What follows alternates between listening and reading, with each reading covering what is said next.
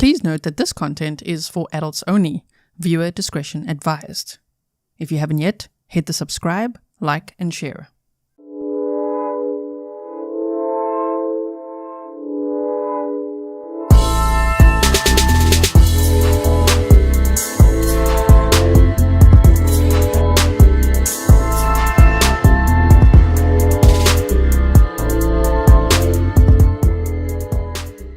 Yes, I did head out to 6627 Mandan, and I took a video recorder with me.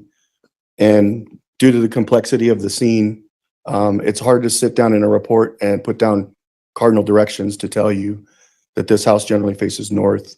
We're talking about a bedroom that was in the south east corner of the residence. So I used the video recorder to go to that residence, 6627 Mandan Drive, and record the entire residence so that there would be an optical capture of the scene. And would that video assist the jury in understanding the layout of the house, where the blue star was applied, and things of that nature? I think it would help clarify quite a bit, yes. Your Honor, may I approach the witness? You may. Going to hand you what's been marked as 373. This is the disc that has the video that I captured of the residence.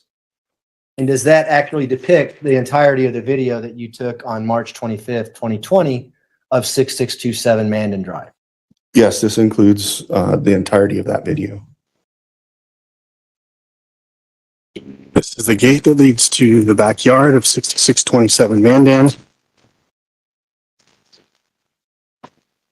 As you can see, the gate is locked from the exterior side of the fence.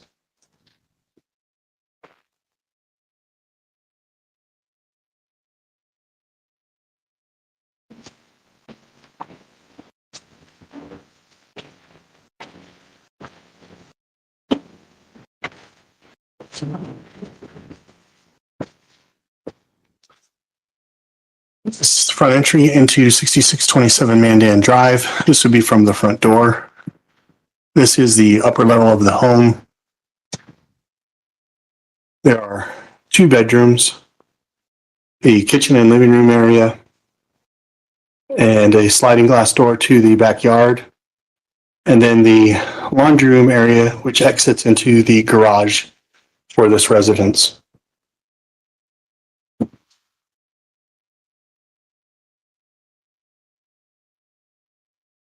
To the right is the first bedroom. This would be the room where Lena stays.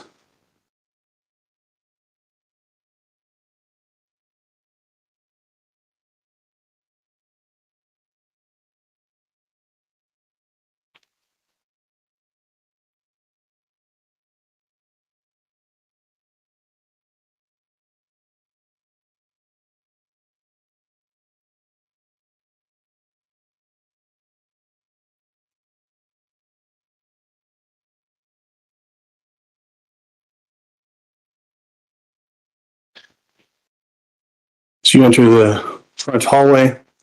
You see that it opens up into the kitchen area of the residence. The kitchen does have a sliding glass door that exits to the backyard of the residence. We will exit that in a moment and show the other side of the gate from the backyard perspective. The living room area.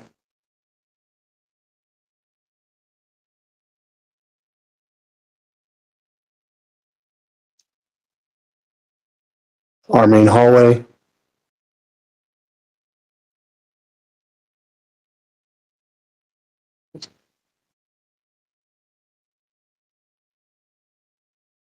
This enters into the master bedroom.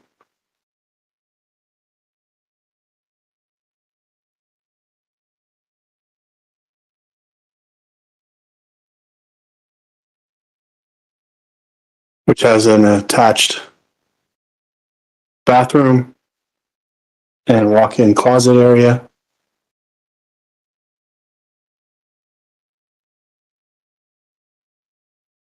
Moving back out towards the garage.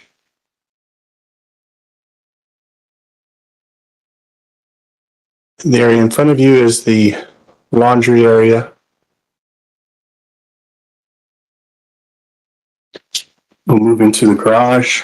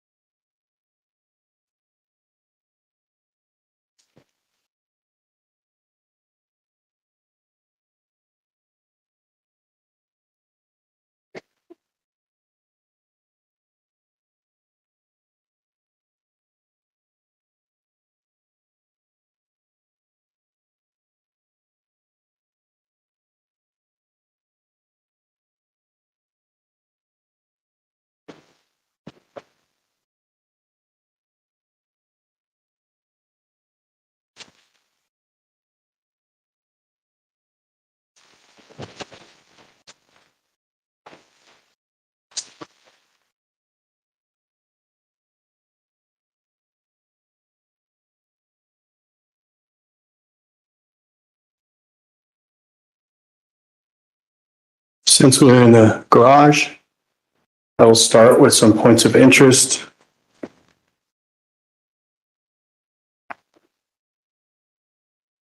The 4 planks that you see on the ground are in the position they were during the first call when Gannon was reported to be missing. You can see that the tops of the boards have been sawed off.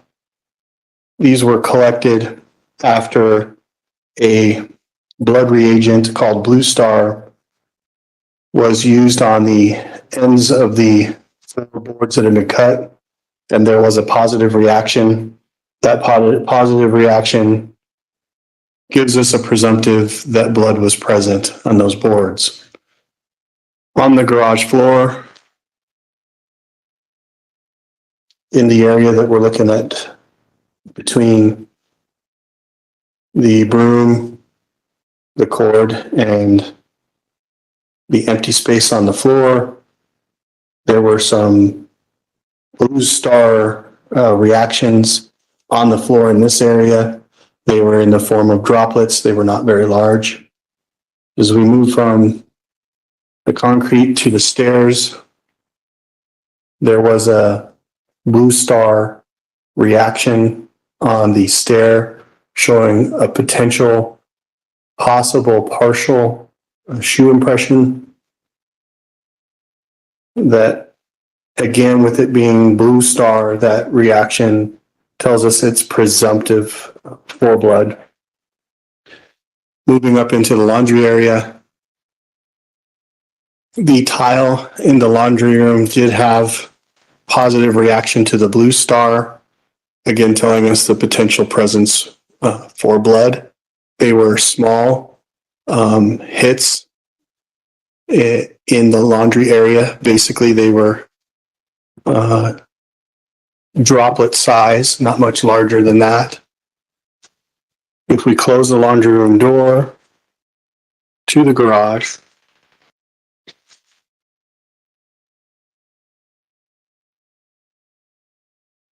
you can see that there is still blood on the door and on the door handle. This would be the door leading into the garage. We'll turn around in the laundry room. The last Blue Star hit of note was down at the baseline where the tile meets the carpet.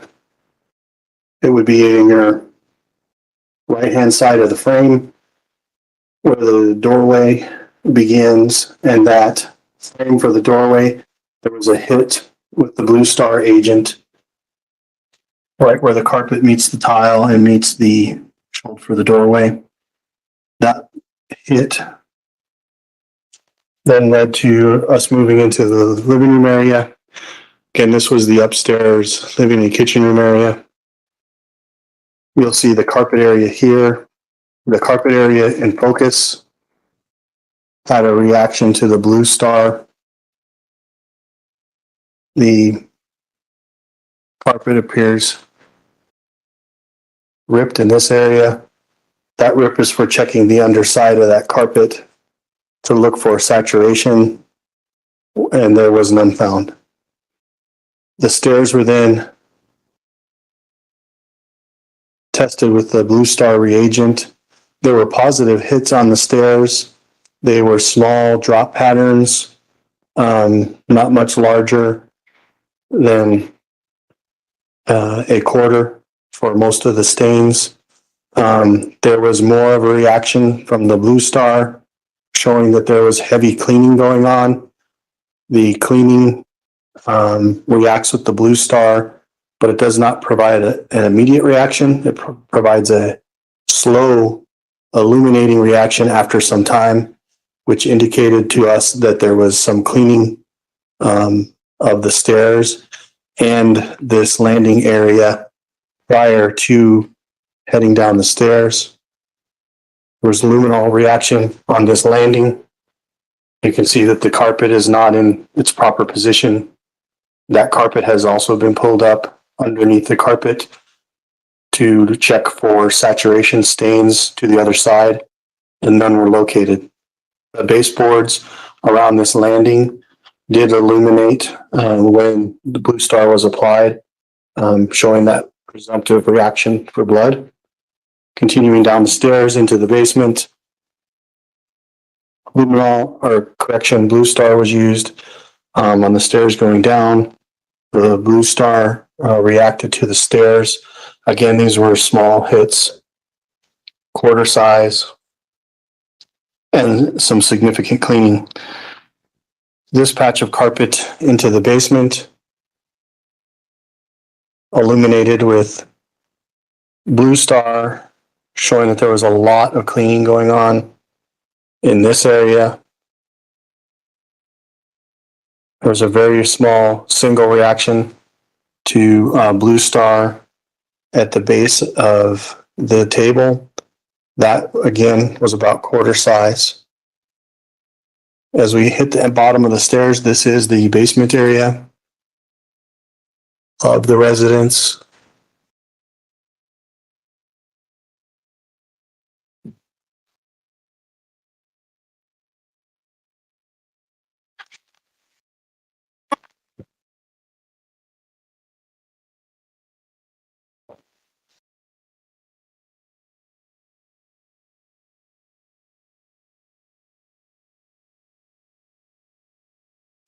If you continue around to the right, you will see that there is a closet. It's a storage closet. We have a bedroom down here, all the way to the right. This would have been Harley's bedroom. We have another bathroom area. This bedroom has a closet attached to it.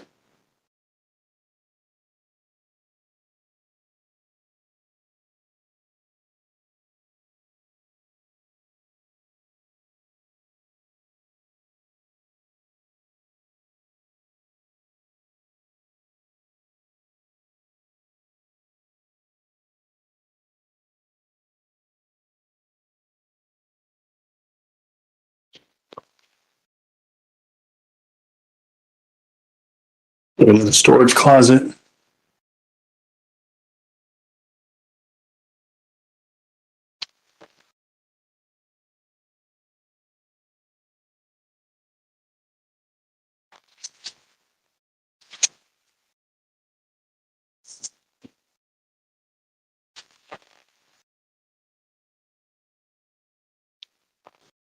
In the living room, we have the couch. The area removed from the couch was the area that candle wax was located. This was in the area for the Sunday night candle event where the candle was reported to be knocked over. When it was knocked over, it ignited a fire in the carpet. Portion of the carpet that was originally cut out was in this area here. You can still see some of the padding or the burn mark for where the padding melted. This would be the area that the candle landed. While doing a search, the area next to the candle, Blue Star was used. There was a positive hit, again being presumptive for blood. So a larger portion of the carpet was then cut out and retained so that that could be tested. Moving back in the basement, heading back to the stairs where you came down. Again, Blue Star reacted in this area, showing a large cleaning event. We had a single hit or by this furniture leg, about the size of a quarter. We come around to the hallway. We have a storage room. And then if you continue to the right, you have Gannon's bedroom. Before going into Gannon's bedroom, there was Blue Star used in the hallway. It reacted, showing a small trail, which led to the storage area. On the floor in the storage area, you can see that there are several locations that have been marked with Sharpie.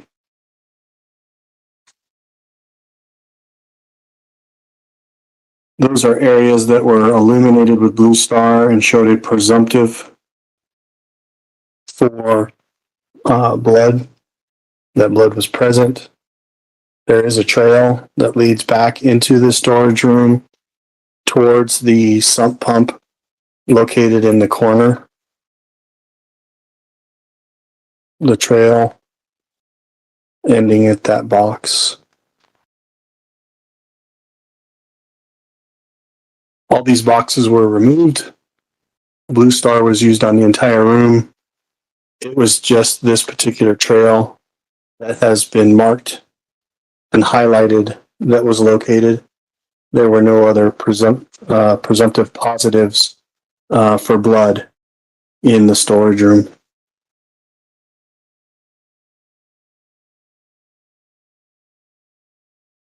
Backing out of the storage room, moving into Gannon's room.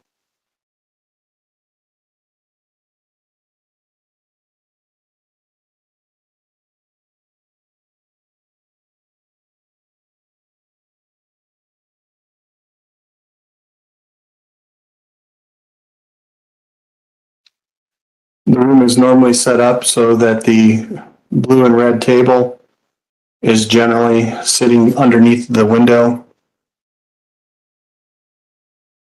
This bed would be set up, ready to go.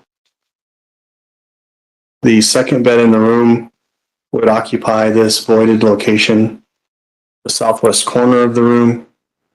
If you continue around in the room, there is a closet in the northeast corner of the room.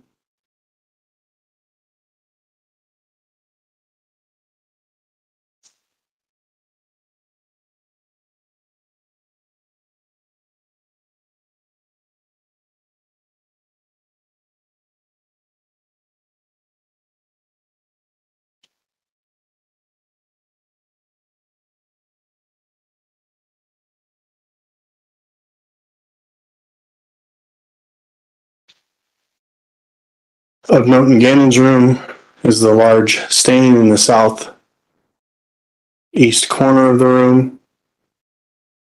The markings that you see on the wall are marking spatter marks that were denoted by the Metro Crime Lab.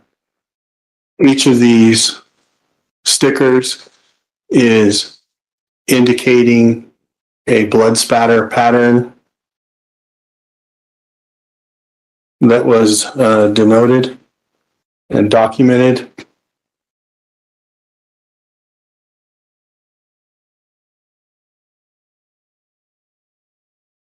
The carpet had a large stain that saturated through the carpet, through the padding, leaving this stain on the concrete. For marking purposes, a red Sharpie was used to outline the outskirts of the pattern, showing you how large the pattern actually is.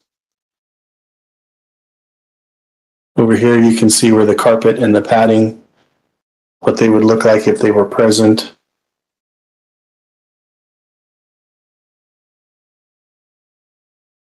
I will then reverse my steps, go back up to the living area. I will go out the sliding glass door and show you the reverse side of the side gate, showing you that it does not lock from the interior, but it locks from the exterior side. And that will conclude the video tour at that point.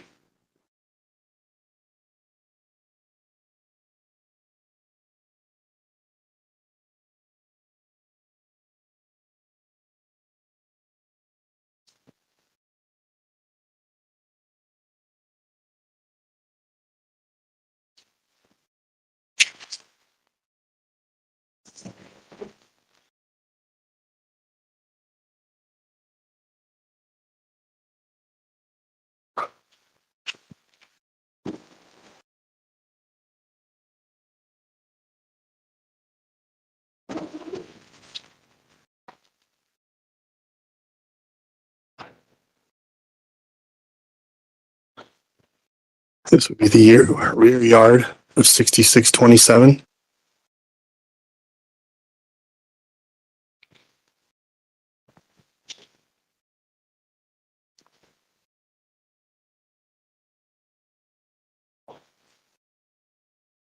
This portion of the fence has recently been removed.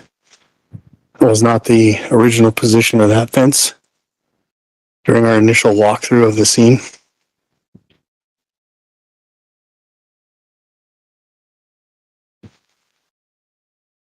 This is the exterior of the side gate leading to the front of the residence. As you can see, the rear side of this fence, or interior side of this fence, is not secured. It is secured by the padlock on the front side of the gate.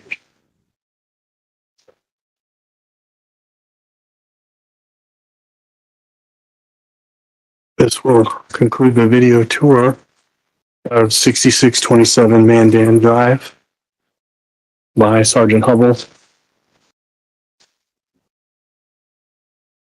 Current time is approximately 2:23 p.m.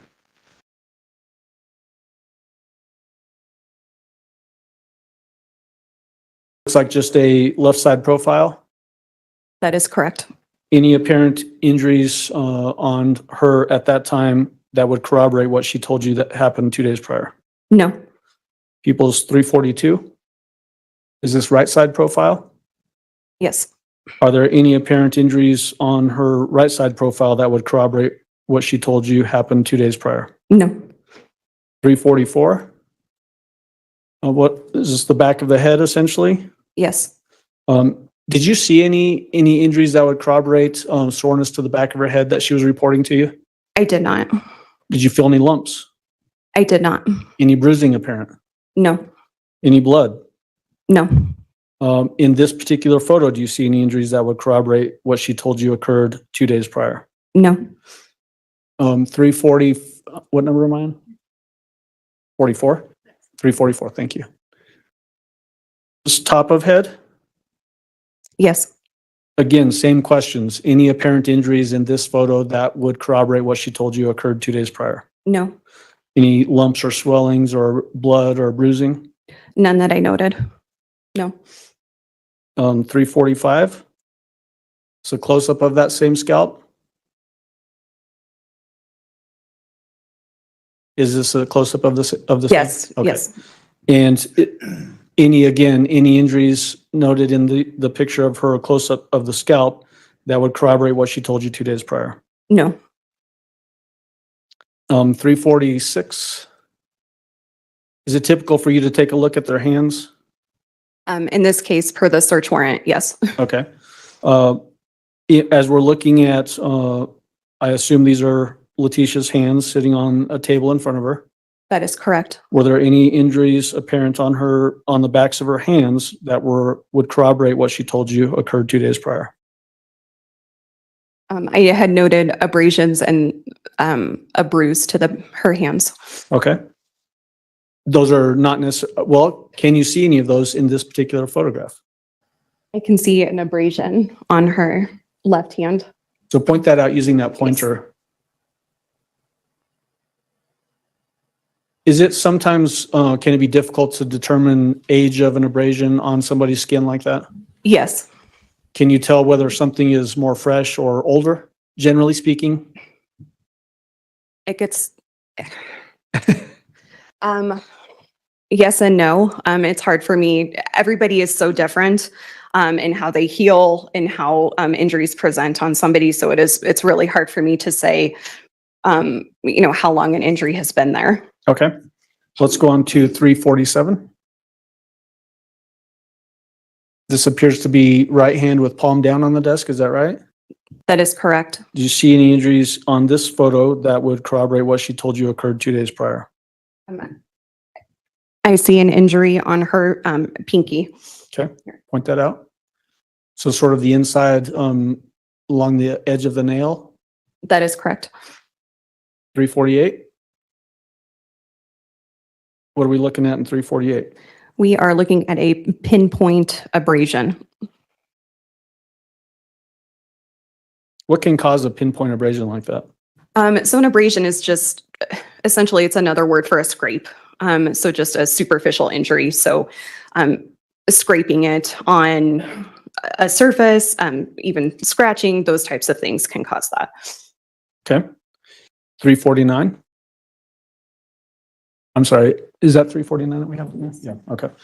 Do you see any apparent injuries in people's 349? I do. Point that out for the jury and describe what we're looking at. I also noted this to be an abrasion as well. And I believe she reported that her dog had bit her there. Okay, so point that out and tell what finger and sort of general area of the finger. Yes, so that would be her middle finger at the first knuckle. Second knuckle. Middle finger of right hand, Thank you, yes. palm up. And then what about the dot on the finger pad of that same finger? That wasn't an injury that I noted. If it was an injury, I would have noted it in my record. Okay. And then what's our next number?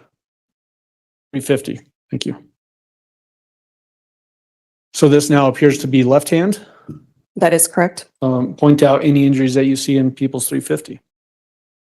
I see an abrasion in between her pinky and her ring finger. There.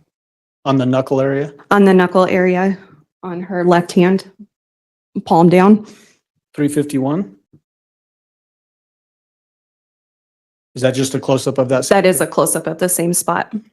352.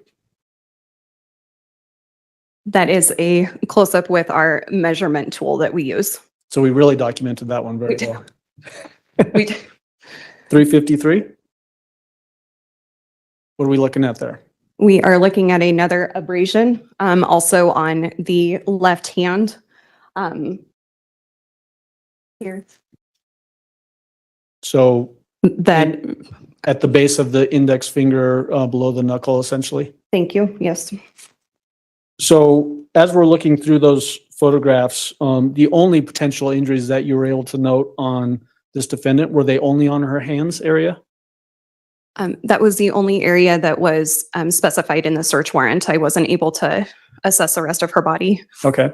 So, but as it relates to these photos, none on her head that would corroborate her head being hit on concrete. That is correct. And then the only other injuries are on hands, both front and back. That is correct. How many patients have you seen during your career as a forensic nurse examiner? Roughly 600, around there. Mr. Allen, could Yes. you find a reasonable breaking point in the next 5 minutes? or Yes, so, please? absolutely, Judge. How many people have you had leave before they finished with the SANE exam? Just a handful, not very many.